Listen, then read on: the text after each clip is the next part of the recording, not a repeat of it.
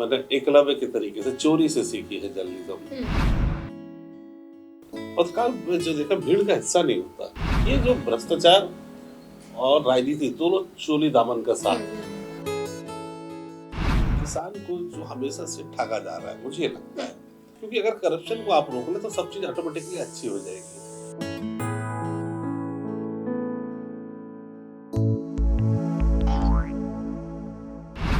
नमस्कार, कार्यक्रम reporters talk में एक बार फिर आप सभी का बहुत बहुत स्वागत है। दोस्तों, वैसे तो अगर आप डॉक्टर हैं तो आपको डॉक्टरी का नॉलेज होना, आप इंजीनियर हैं तो इंजीनियरिंग का नॉलेज होना बहुत काफी होता है। हर प्रोफेशन में अपना अपना नॉलेज होना, बट पत्रकारिता अपने आप में एक ऐसी चीज है जिसमें जब तक आप सारी चीजों का नॉलेज नहीं रखेंगे आपकी खबर कंप्लीट नहीं होती है। तो ऐसे ही एक जाने माने पत्रकार हैं जिनको सिर्फ एक फील्ड का नॉलेज नहीं है, जिनको हर फील्ड का बराबरी से उतना ही नॉलेज है। चाहे आप कृषि ले लें, चाहे आप शिक्षा ले लें, चाहे आप व्यवसाय ले लें, चाहे आप कानून ले लें, तो प्रदेश के जाने माने पत्रकार, वरिष्ठ पत्रकार उचित शर्मा जी इस वक्त हमारे साथ हैं। सर, आपका बहुत बहुत स्वागत है हमारे कार्यक्रम में। पत्रकारिता को भयंकर सीरियस पेशा माना जाता है, लेकिन आपके साथ ऐसा कुछ है नहीं। जितना हम आपसे मिलते हैं भरपूर सेंस ऑफ ह्यूमर और खबरों को एक अलग ही एंगल दे देते हैं। तो पत्रकार ही बनना चाह रहे थे, पिक्चर लिखने जा रहे थे? नहीं, मैं पत्रकार का बाय डिफॉल्ट बना हूँ। पत्रकार मतलब मैं कहीं बनना नहीं चाहता था, मतलब कभी मेरे को सोचा भी नहीं था। लेकिन मेरे ही साथी, मेरे दोस्त जिनके पास मैं मतलब वो चीज करना चाह रहा था कि कुछ नई चीजें ला के दूं, तो मैं मेरे पत्रकार साथी शुरू से थे जी। रुचि जी मेरे बहुत पुराने परिचित, रिपु सतकर जी थे जी, वैभव बेमतरिया मेरे बहुत अच्छे, रूपेश, मृगेन पांडे, राकेश पांडे, इन लोग कई, इनको मैं दस्तावेज लिख के देता था, ये छापो, ये चीजें बताओ, तो इन लोग बहुत दस्तावेज मंगाते थे। तो एक्चुअली बाय डिफॉल्ट मतलब इनके पास दस्तावेज लाते लाते मैं पत्रकार हो गया। तो पहले से कहीं पत्रकार नहीं था जी। तब मैं रुचि जी के पास जाता था तो बोलते थे इसकी एक दस्तावेज और चाहिए, तब ये खबर कंप्लीट होगी। फिर वो दस्तावेज लेने चले, फिर जब उसको लेके आए तो फिर ये चीजें लेके चले। फिर वैभव बेमतरिया जो उस वक्त इलेक्ट्रॉनिक में काफी आरटीआई की चीजें काफी निकालते थे, उनके पास एक जी एक और, रुपेश गुप्ता एक और, मृगेन पांडे एक और, इन लोग दस्तावेज मंगाते मुझे लगा कि ये पूरे के पूरी जर्नलिज्म लगता है मुझे करना चाहिए। मेरे पास नेटवर्क अच्छा था, संपर्क अच्छा था। आपको कहा जाता है कि आप वो पत्रकार हैं जिनके पास कृषि के क्षेत्र में अप टू द डिस्टिंक्शन है। ऐसा हो गया, मतलब डिस्टिंक्शन भी नहीं है भैया, ये अप टू द डिस्टिंक्शन वाला मामला है। किसी को नहीं छोड़ रखा है आपने, उसमें क्या वजह है? कृषि में मेरे संपर्क अच्छे रहे, क्योंकि मेरा निवास और मेरी शुरुआत कृषि सही है। मेरा मानना भी है कि किसान को जो हमेशा से ठगा जा रहा है, मुझे लगता है, उसको निम्न स्तर के बीज दिए जाते हैं, निम्न स्तर के यंत्र दिए जाते हैं, निम्न स्तर के उसको पेस्टिसाइड, खाद, सब निम्न स्तर के, वो बोलता नहीं है ज्यादा। तो वो मुझे सहन नहीं हो रहा था, तो मैंने उस चीज को लेके आवाज उठाई, उस चीज को कि इनको इंश्योरेंस, इनको उसका लाभ नहीं मिल पाता है। इन सब चीजों की तो धीरे धीरे सब खबरें लोगों को देते गए। उस समय बाद ऐसा लगा कि कृषि के अलावा अन्य जगह भी है, चिप्स में है बहुत सारे घोटाले हो रहे हैं, पाठ्य पुस्तक निगम में बहुत सारे घोटाले हो रहे हैं, हॉर्टिकल्चर में बहुत सारे घोटाले हो रहे हैं।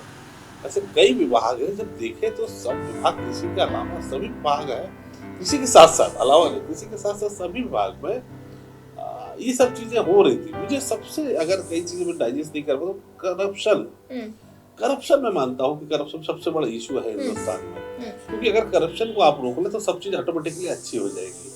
करप्शन रुक नहीं पाता है। मेरा आज भी मानना है कि अगर 1 लाख करोड़ हमारे यहाँ का मोटा मोटी बजट है, तो हमारे यहाँ पे 30,000 करोड़ करप्शन हो जाता है। 30,000 करोड़ का करप्शन होता है, आप बिलीव नहीं करेंगे कि अगर 1 लाख करोड़ का बजट है और 30% जो है उसके काम होते हैं, और 30% जो उस काम को करता है उसकी प्रॉफिट, मतलब 33 में आप बांट सकते हैं। तो ये अगर करप्शन दूर हो जाए, करप्शन वालों को समय पे जांच हो जाए, समय पे सजा मिल जाए, तो बाकी चीजें ऑटोमेटिकली। लेकिन ऐसा होता नहीं है। आप प्रयास जरूर करते हैं, पत्रकार चिल्लाते हैं, लिखते हैं, बोलते हैं, कोशिश करते हैं, एक तो घोटालों के पत्रकार होते हैं और दूसरा घोटालों के लिए पत्रकार होते हैं। तो आप घोटालों को निकालने वाले पत्रकारों में भयंकर गिनाते हैं। हाँ, मुझे मालूम है कि करप्शन क्या है, कि करप्शन, मैं आपको बोलूँ, करप्शन मेरा बहुत फेवरेट सब्जेक्ट, इनके जो करप्शन को खोदना मेरा फेवरेट सब्जेक्ट है। मैं वो दिखाने की कोशिश करता हूँ जो लोग छुपाने की कोशिश करते हैं। मैंने एकलव्य के तरीके से चोरी से सीखी है जर्नलिज्म। पत्रकार में जो देखा भीड़ का हिस्सा नहीं होता, उसकी अपनी एक सोच होती है। वो जानता है कि आप जो बोल रहे हैं या दिखा रहे हैं इसके पीछे कुछ और है, उस पीछे को वो जानने का प्रयास करता है। मैं भी उन्हीं लोग से जो थोड़ी सी समझ मुझ में आई है, तो इन सबके थ्रू आई तो मैं निकालने की चेष्टा और प्रयास करता हूँ। तो जब प्रयास करते हैं तो देखते हैं कि वो जो है, वो जो दिखा रहा है हकीकत में वैसा नहीं है, हकीकत में कुछ और है। तो ये जो भ्रष्टाचार और राजनीति दोनों चोली दामन का साथ है। और सरकार किसी की भी आ जाए, ये मुझे अभी समझ में आया, सरकार किसी की भी आ जाए, ये सत्ता का एकमात्र चरित्र होता है। ऐसा ही चरित्र होता है, वो पूर्व की हो वर्तमान की हो अलग बात है, लेकिन सत्ता किसी की भी हो, मूल जो उसमें यही रहता है। आम आदमी पार्टी, आरटीआई एक्टिविस्ट, पढ़ाई लिखाई क्या हुई इन सब के लिए? पढ़ाई लिखाई तो मेरी टोटल अलग है। हाँ। मैं B Com, MBA, master of personal management, banking का एम्प्लॉय। मैं बैंक में नौकरी कर चुका हूँ। फिर आईसीआईसी के साथ में काम किया, काफी समय उनके साथ रहा, लेकिन पूरा ध्यान चाहे पढ़ाई के दौरान भी राजनीति से कभी अलग नहीं रहा। नागपुर में पढ़ता था, लगभग 10-12 साल में हॉस्टल में रहा हूँ। बहुत छोटे से हॉस्टल चले गया था। फादर मेरे ट्रांसफर होते रहते थे तो मैं हॉस्टल में ज्यादा समय में रहता, तो राजनीति से हमेशा से लगाव रहा है। लेकिन पढ़ने के बड़ा वो रहती थी, पढ़ने के लिए, मतलब कोई बुक मिल जाए, किताब मिल जाए, नॉवेल मिल जाए, मैगजीन मिल जाए, पढ़ने का शौक रहा है। तो पढ़ने का शौक आपको बैंकिंग कॉमर्शियल सेक्टर से उठा के आरटीआई एक्टिविस्ट में कन्वर्ट कर दिया? अरविंद केजरीवाल मुझे मेरे अच्छे करीबी रहे। जब वो नागपुर पढ़ते थे, अपनी ट्रेनिंग लेते थे, तभी मैं नागपुर में भी पढ़ता था। अरविंद केजरीवाल से मैं काफी इम्प्रेस था। तो मैं, आप होता क्या है कि आपने पढ़ाई क्या की वो अलग चीज है, टोटल आपकी पसंद क्या है वो अलग चीज होती है। पढ़ाई मैंने इसलिए की कि मुझे नौकरी मिल जाए, घर चल जाए, नौकरी, सैलरी, घर। दिल कुछ और पे लगा हुआ था। अरविंद केजरीवाल जी ने भी जैसे एक एनजीओ बनाई, उसमें सूचना के अधिकार के लिए काम किए, राशन माफिया को उन्होंने उजागर किया। बस उसी ऐसा लग रहा था कि मैं इसके लिए बना, मतलब मुझे कुछ बैंकिंग में लोगों को पैसे देना, गिनना, मार्केटिंग के काम करना, उस हट के कुछ किया जाए। तो अरविंद जी से इम्प्रेस था, अरविंद जी के साथ रहा और इस फील्ड में आ गया। और यहाँ भी जिन लोगों के साथ मैं बड़ा करीबी रहा हूँ, मतलब जिन लोगों को बहुत अच्छे पत्रकार मानता हूँ, वो भी उनसे कुछ सीखने समझने में आया। तो वो लाइन मेरी नहीं थी जिसमें मैंने पढ़ाई की, वो उसके लिए नहीं बना था। तो ये हुई पढ़ाई के बाद आरटीआई में आप आए अरविंद केजरीवाल जी के साथ, आम आदमी पार्टी। यहाँ आम आदमी पार्टी पर नहीं था, मैं इंडिया अगेंस्ट करप्शन में रहने के बाद अरविंद केजरीवाल जी के इंडिया के काफी एक्सपोज, मुझे लगता है कि अरविंद केजरीवाल जी बहुत अच्छा कर रहा है। मनीष सिसोदिया जी के साथ रहे, उन्होंने बहुत जो देश के लिए, समाज के लिए, जो सूचना के अधिकार कानून के लिए उन्होंने बहुत मेहनत की। तो उनको देखते देखते पीछे चलते गए और आज यहाँ तक आ गए, आपके सामने बैठे हैं। और मैं, कि एक तो अपना मेंटल प्रेशर होता है कि हमको किसी के लिए अच्छा करना है, दूसरा होता है कि हमको संस्थान भी मैनेज करके चलना है, और तीसरा पत्रकार की अपनी इच्छा होती है कि इसको हमको ऐसे दिखाना है कि भाई इनका ये काम जो है ये हो जाए। ये चूंकि जो भी है हमारा काम, ये टोटल जन सरोकार का विषय है भैया। जब हम जनता की आवाज उठा रहे हैं, जब उनकी समस्याएं सुलझा पा रहे हैं, तभी तो हम पत्रकार हैं, और तभी तक आएंगे हम पत्रकार हैं। तो ये जब दिमाग में अपना ही एक प्रेशर होता है कि हम कर पा रहे हैं, हम नहीं कर पा रहे हैं, कैसे होगा, अगला हमसे कुछ और चाह रहा है, कोई और सवाल हो रहा है, करना कुछ और सही है। तो ये सब जब दिमाग में इतने प्रेशर होते हैं, इसको कैसे सुलझाते हैं आप? एक तो जर्नलिज्म में मुझे किसी को जवाब नहीं देंगे, एक अच्छी अच्छा, जर्नलिज्म मेरे लिए ब्रेड एंड बटर नहीं है, मेरी रोजी रोटी नहीं है। मैं जुनूनी, शौकिया, स्वच्छंद, खुल के जर्नलिज्म करता हूँ, कोशिश करता हूँ। और लेकिन जो जर्नलिज्म होना चाहिए, या जो जिस जगह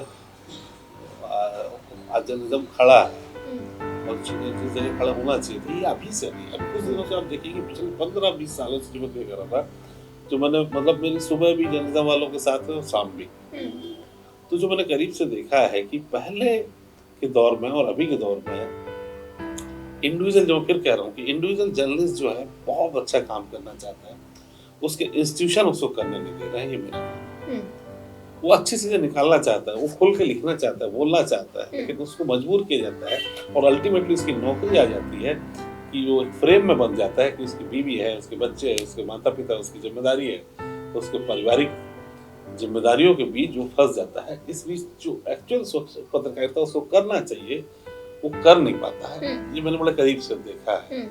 लिखना चाहते हैं, बोलना चाहते हैं, लेकिन पत्रकारिता करनी है तो सेंस ऑफ ह्यूमर जो है वो बहुत काम की चीज़ है। सेंस ऑफ ह्यूमर सिर्फ पत्रकारिता में ही नहीं, अमूमन हर किसी की जिंदगी में बहुत इंपॉर्टेंट है, क्योंकि नजरिया रहता है कि आप किस चीज को कैसे ले रहे हैं। ठंडी कॉफी का मजा भी लिया जा सकता है, कोल्ड कॉफी बोल के, ठंडी कॉफी को कोल्ड कॉफी बोल के मजा लिया जा सकता है, और ज्यादा जाना है तो उस पर आइस भी डाल के लिया जा सकता है। देखने का नजरिया है। तो आपका देखने का नजरिया सोशल मीडिया में बड़ा बवाल मचाता है। देखिए, एक मैं सबसे पहला बवाल हुआ, एक जो बेस्ट लाइन में बता रहा हूँ, एक हमारे साहब भी एक बार पूछ रहे थे, छत्तीसगढ़ के साहब, कि आपकी 2 लाइनें कुछ लिखते हैं आप? बोला हाँ। बोला आपने कौन सी पढ़ ली? नहीं, हमारे लोग पढ़ा रहे थे। बोले कुछ याद नहीं आ रहा है, वो रकबा वगैरह कुछ था। तो हाँ, वो क्या है?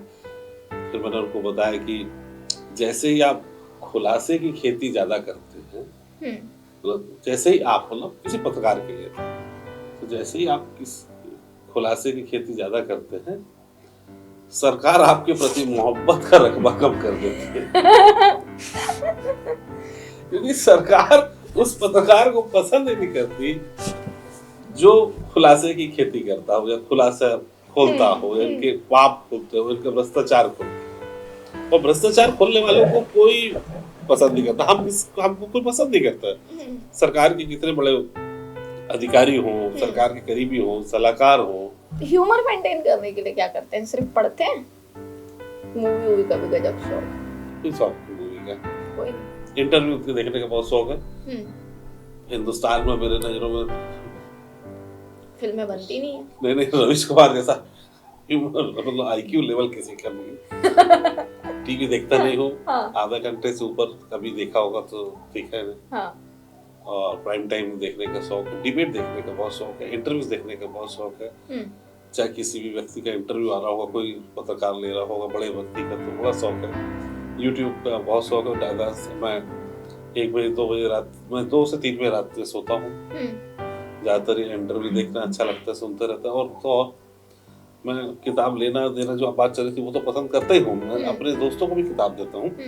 कई चीजें मैं रिकॉर्ड करके भी अपने दोस्तों को देता हूँ अगर अच्छे इंटरव्यू हुए तो ये जो आपके ऊपर जो गजब का टैग लगे, घोटालेबाज पत्रकार, तो अपने कोई घोटालों का कोई खुलासा करेंगे क्या? किस लेवल पे जाके कौन सा वाला घोटाला हुआ है? घोटालेबाज नहीं, घोटाला खोल पत्रकार। आप देखें शॉर्टकट। हाँ, तो ये हमारे लिए घोटाला खोल पत्रकार है, लेकिन उनके लिए जिनको 90% लोगों को आपने प्रताड़ित कर रखा है अपने घोटाला खोल तरीके से, उनके लिए तो घोटालेबाजी हुए ना। ईमानदारी बनने की चेष्टा करते हैं जितने बड़े अधिकारी है, ईमानदार बनने की कोशिश दिखावा करते हैं, रहते नहीं है। ये दिखावा जरूर करते हैं कि हम ईमानदार हैं, सबको ईमानदार पसंद है, लेकिन ईमानदारी खुद नहीं करते। कई इश्यूज है, किस के बताएं, काफी समय 12-14 साल से लगभग इसमें कई बड़े इश्यूज हैं। कृषि को लेके हैं, नकली बीज को लेके, नकली सीड को लेके, चूना बेच डाले सरकार को, ई टेंडरिंग घोटाले, चिप्स के घोटाले, भारत नेट परियोजना में घोटाले,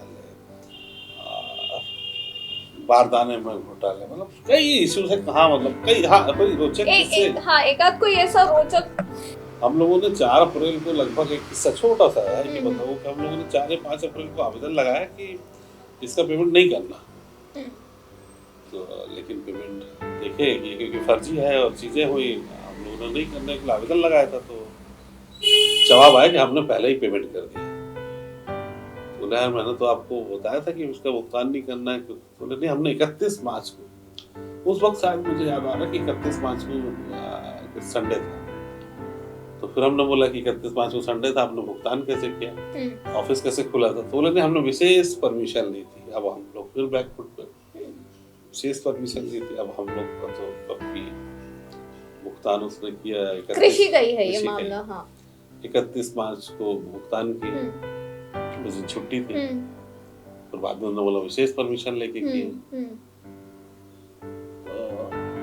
फिर बैकफुट पे मैं फिर थोड़ा अध्ययन करे, तो हमने आवेदन लगाया कि अब चेकबुक दीजिए। तो उन्होंने चेकबुक दी। इस 31 मार्च को हमने भुगतान किया। तो वो चेकबुक देख के मैंने बैंक में लगाया कि ये चेकबुक कब और किसको इशू हुई। तो बैंक ने जवाब दिया कि ये चेकबुक इंदिरा गांधी कृषि विश्वविद्यालय को 15 या 13 अप्रैल को इशू हुई। अब जो 13 अप्रैल को चेकबुक इशू हुई है, वो 31 मार्च को बाबू को उसका पेमेंट कर चुके। तो एक हफ्ते बाद सस्पेंड। बाबू एक हफ्ते बाद सस्पेंड। सारे जितने भी, हाँ मतलब इस तरीके के बोले करोड़ों के भुगतान ही आपको बताते कि आपने कर दिए। ये किस समय की बात है?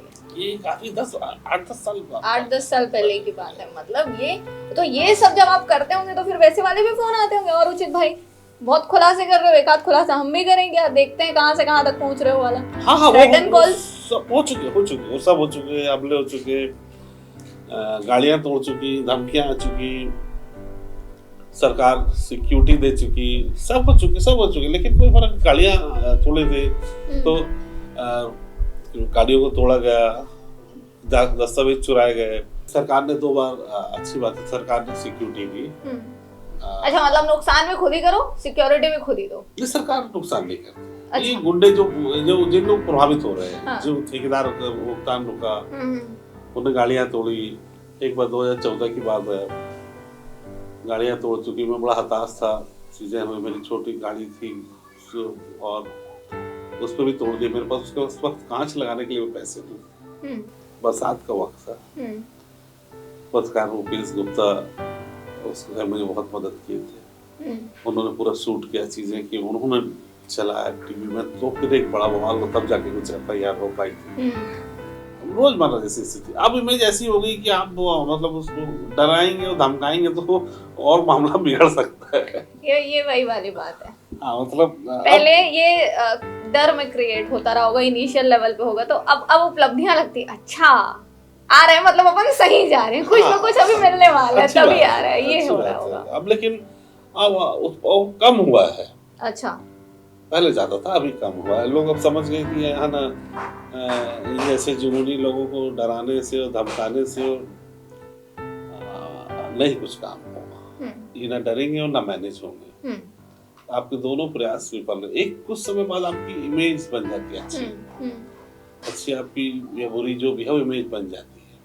तो आगे क्या प्लान कर रहे हैं आप पत्रकारिता के साथ साथ, या हार्डकोर पत्रकारिता में ही कुछ और धूल जमी हुई परतों को साफ करना है? एक किताब लिखने की चेष्टा कर रहा हूँ, कृषि किसान और करप्शन। अच्छा, किताब भी ऐसी होगी, कृषि किसान और करप्शन। बहुत दिन से कोशिश कर रहा हूँ। ये किसानों को सबसे अच्छा लग जाता है हिंदुस्तान में। कृषि के इतने बड़े बड़े बजट रहते हैं, हम उनको नकली बीज देते हैं। आपको नकली बीज देते हैं, नकली खाद देते हैं, उसमें जर्मिनेशन नहीं होता। किसान को छलते हैं हम लोग, लूटते हैं। कॉर्पोरेट सेक्टर उसमें डकैती होती है।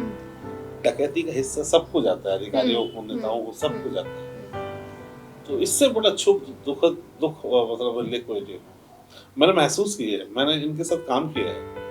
मैं किसानों के साथ ज्यादा उनकी समझ है। किसान से बड़ा इंजीनियर कोई नहीं है। हाँ, कैसे कैसे किसानों को लूटा जाता है, लूटा गया है, कैसे कैसे महमूद गजनवी और मोहम्मद गजनवी से ज्यादा जो ये लूट रहे हैं, ये उस किताब में लिखे। और सबके जितने भी कृषि मंत्री और जिन्होंने लूटा है, और मैं बोले खुल के, भले ही वो कुछ हो, लेकिन बोले खुल के उस पे लिखूंगा, और वो चेष्टा कर रहा हूँ। अब कब आती है, कितना सफल हो पाता हूँ नहीं, लेकिन मेरा प्रयास है और मेरी कोशिश जारी है। आने वाले पत्रकारों को क्या कहेंगे? पत्रकार अभी भी, हमारे पत्रकारों का माइंडसेट बहुत अच्छा है, मतलब काम कर रहे हैं, वो करते हैं। पत्रकार अपने इंस्टीट्यूशन के पपेट ना बने, अपनी खुद के अंदर की खोजी पत्रकारिता को जिंदा रखें।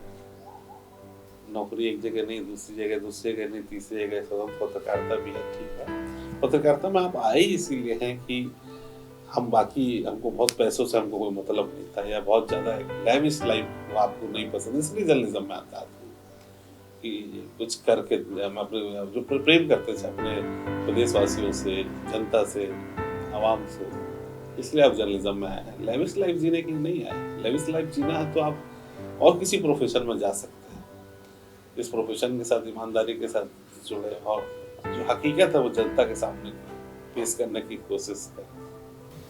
पत्रकारिता की छवि धूमिल हो रही है, इसको कैसे है? वो सच्चाई है। जिस जगह से मीडिया जिसको बोलना चाहिए, जिस दबंगाई से काम करना चाहिए, जिस तरीके से लिखना चाहिए, बोलना चाहिए, उसकी वजह से सरकार के डिजिटल आप प्रवक्ता बन के घूम रहे हैं, प्रिंट प्रवक्ता बन के घूम रहे हैं, फिजिकल प्रवक्ता बन के घूम रहे हैं।